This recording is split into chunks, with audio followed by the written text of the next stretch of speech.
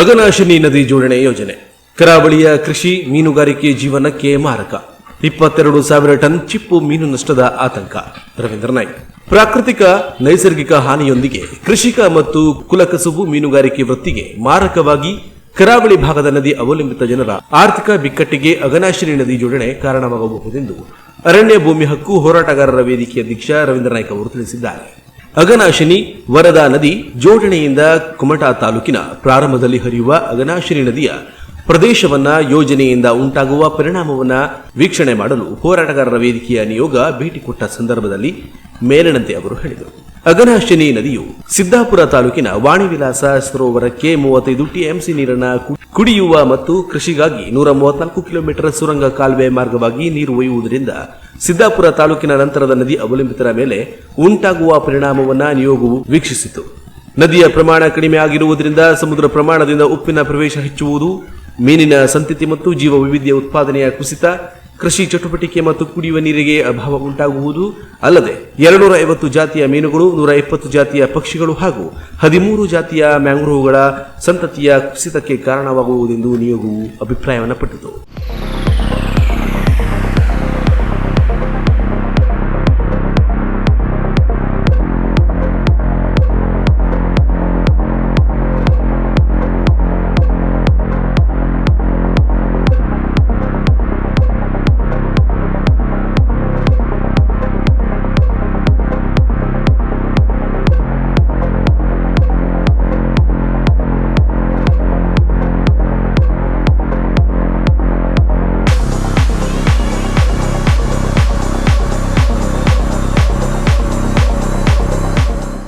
ನಿಯೋಗವು ಅರಣ್ಯ ಭೂಮಿ ಹಕ್ಕು ಹೋರಾಟಗಾರರ ವೇದಿಕೆಯ ತಾಲೂಕಾಧ್ಯಕ್ಷ ಮಂಜುನಾಥ ಮರಾಠಿ ನಾಗೂರು ನೇತೃತ್ವ ವಹಿಸಿದ್ದು, ಗ್ರೀನ್ ಕಾರ್ಡ್ ಪ್ರಮುಖರಾದ ಮುಜಾಫರ್ ಕರೀಂ ಸಾಬ್ ಸಂತೆಗುಳಿ, ಸೀತಾರಾಮ್ ನಾಯ್ಕ್ ಬುಗರಿಬೈಲ್, ಶಂಕರ್ ಗೌಡ ಕಂದವಳ್ಳಿ, ಕಾಸಿಂ ಅಬುಬಕರ್ ಸಂತೆಗುಳಿ, ದಿವಾಕರ್ ನಾಯ್ಕ್ ಸಂತೆಗುಳಿ, ಕುರಿಯಾ ಕೋಸ್ತಾ ಹಳವಳ್ಳಿ, ಬೀರಾ ಗೋವಿಂದ ಗೌಡ ಬಡಾಳ, ಹಿಲ್ಲರ್ ಪಿಂಟೋ ಧೂಳುಹೊಳೆ ನಿಯೋಗದಲ್ಲಿ ಇದ್ದರು.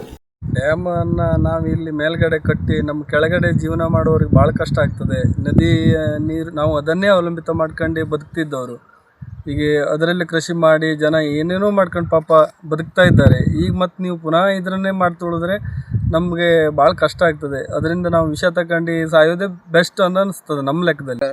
ಇಲ್ಲಿಂದ ಜನನ ಕುಡಿಯೋಕ್ಕೂ ನೀರಿಗೆ ಕಷ್ಟ ಆಗುವಂಥ ಪರಿಸ್ಥಿತಿ ಬಂದಿರುತ್ತದೆ. ಆಮೇಲೆ ನಮಗೆ ಇದೇ ನೀರಿಂದ ನಾವು ಕೃಷಿ ಮಾಡಿ ಜೀವನವನ್ನು ಮಾಡ್ತಾ ಇದ್ದೇವೆ. ಅದಕ್ಕೂ ಸಹ ನಾವು ಅದು ಕೃಷಿ ಮಾಡೋದು ಅದನ್ನು ನಾವು ಹೋಗಿದ್ರೆ ನಾವು ನೋಡಿದ್ರೆ ಎರಡೂ ಈ ಹೊಳೆಯ ಅಕ್ಕಪಕ್ಕದಲ್ಲಿ ಸುಮಾರು ಒಂದು 5,000 ಕುಟುಂಬ ವಾಸಿಸ್ತದೆ.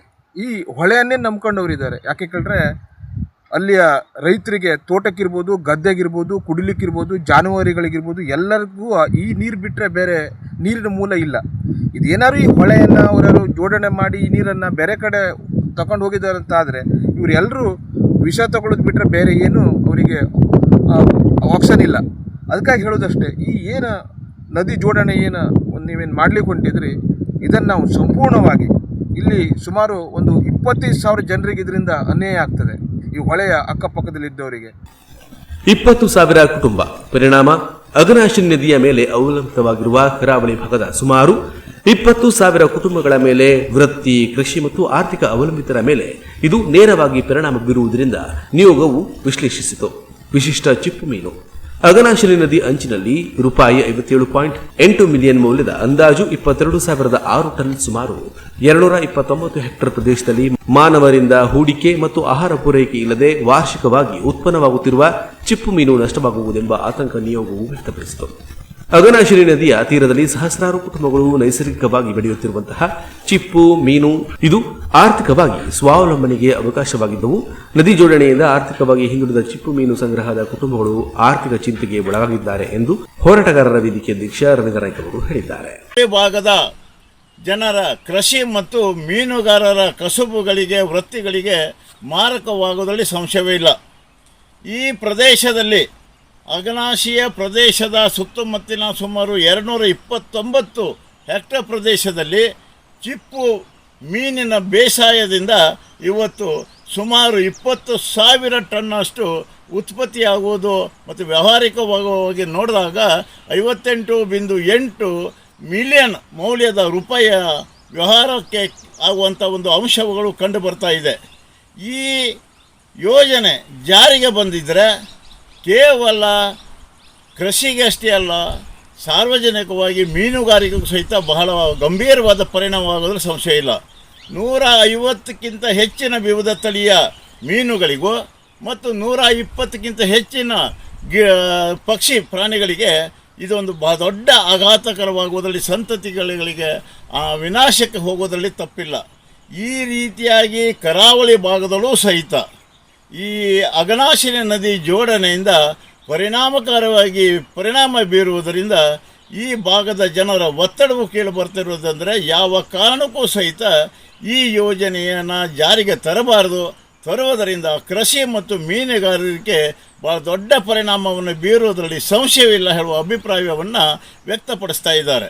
ಇಂದಿನ ಈ ಸಮೀಕ್ಷೆಯಲ್ಲಿ ನಮಗೆ ಕಂಡು ಬರುವಂಥ ಅಭಿಪ್ರಾಯಗಳೇನಂತ ಹೇಳಿದ್ರೆ, ಈ ಶುದ್ಧವಾಗಿರುವಂಥ ಈ ಅಘನಾಶಿ ನದಿಯನ್ನು ತಿರುವಿಗಾಗಿ ವರದಕ್ಕೆ ಜೋಡಣೆ ಮಾಡಿದರೆ ಈ ಭಾಗದ ಕೇವಲ ಮಲೆನಾಡು ಭಾಗಕ್ಕಷ್ಟೇ ಸೀಮಿತವಲ್ಲ, ಕರಾವಳಿ ಭಾಗದ ಸಹಿತ ಜನಜೀವನದ ಮೇಲೆ ಭಾಳ ದೊಡ್ಡ ಪರಿಣಾಮ ಬೀರುವುದರಲ್ಲಿ ಸಂಶಯವಿಲ್ಲ ಅಂತ ಅಭಿಪ್ರಾಯವನ್ನು ಇವತ್ತಿನ ಅರಣ್ಯ ಭೂಮಿ ಹಕ್ಕು ಹೋರಾಟಗಾರರ ವೇದಿಕೆ ನಿಯೋಗವು ಈ ಸ್ಥಳಕ್ಕೆ ಭೇಟಿ ಕೊಟ್ಟಂಥ ಸಂದರ್ಭದಲ್ಲಿ ನಮ್ಮ ಅಭಿಪ್ರಾಯವನ್ನು ತೀರ್ಮಾನವನ್ನು ಪ್ರಕಟಿಸ್ತಾ ಇದ್ದೇವೆ. ದೇವಸ್ಥಾನಗಳಿಗೆ ಹಾಗೂ ಮನೆಗಳಿಗೆ ಶಿಲಾ ಮೂರ್ತಿಗಳು ಬೇಕಿದ್ದಲ್ಲಿ ಕುಮಟಾ ತಾಲೂಕಿನ ಧಾರೇಶ್ವರದ ಹತ್ತಿರ ಇರುವ ಕಡೇಕೋಡಿಯ ರಾಷ್ಟ್ರೀಯ ಹೆದ್ದಾರಿ 66ರ ಪಕ್ಕ ಸಿಗುವ ಶ್ರೀ ಸಾಯಿ ಶಿಲ್ಪಕಲಾ ಶಾಪ್ಗೆ ಬನ್ನಿ. ಇಲ್ಲಿ ಎಲ್ಲಾ ತರಹದ ಶಿಲಾ ಮೂರ್ತಿಗಳನ್ನ ಆಕರ್ಷಕವಾಗಿ ತಯಾರಿಸಿಕೊಡಲಾಗುತ್ತೆ. ಅದು ಕೂಡ ನಿಮ್ಮ ಅಪೇಕ್ಷೆಯಂತೆ ಸುಂದರವಾಗಿ ಹಾಗೂ ಅಚ್ಚುಕಟ್ಟಾಗಿ ಮಾಡಿಕೊಡಲಾಗುತ್ತೆ.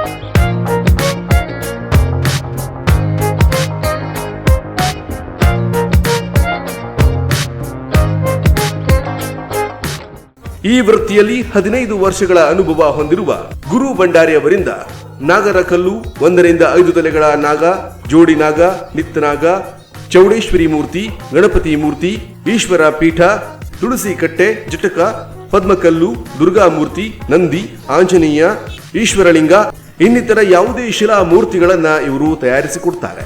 ಅದು ಕೂಡ ರಿಯಾಯಿತಿ ದರದಲ್ಲಿ. ಇವರು ತಯಾರಿಸಿದ ಮೂರ್ತಿಗಳೇ ಹೇಳುತ್ತೆ ಇವರ ಕೈಚಳಕದಲ್ಲಿರುವ ನೈಪುಣ್ಯತೆ.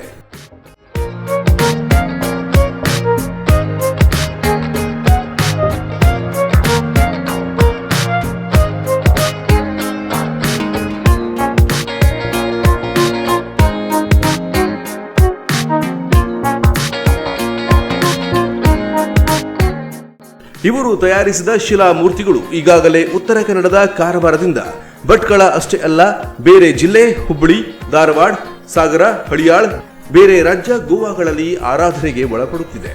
ಹೆಚ್ಚಿನ ಮಾಹಿತಿಗಾಗಿ ಹಿಂದೆ ಸಂಪರ್ಕಿಸಿ.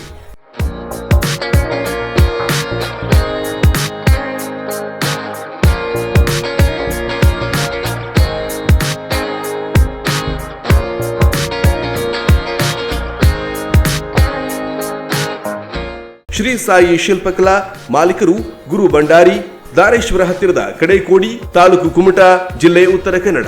6362867794ಗೆ ಕಾಲ್ ಮಾಡಿ.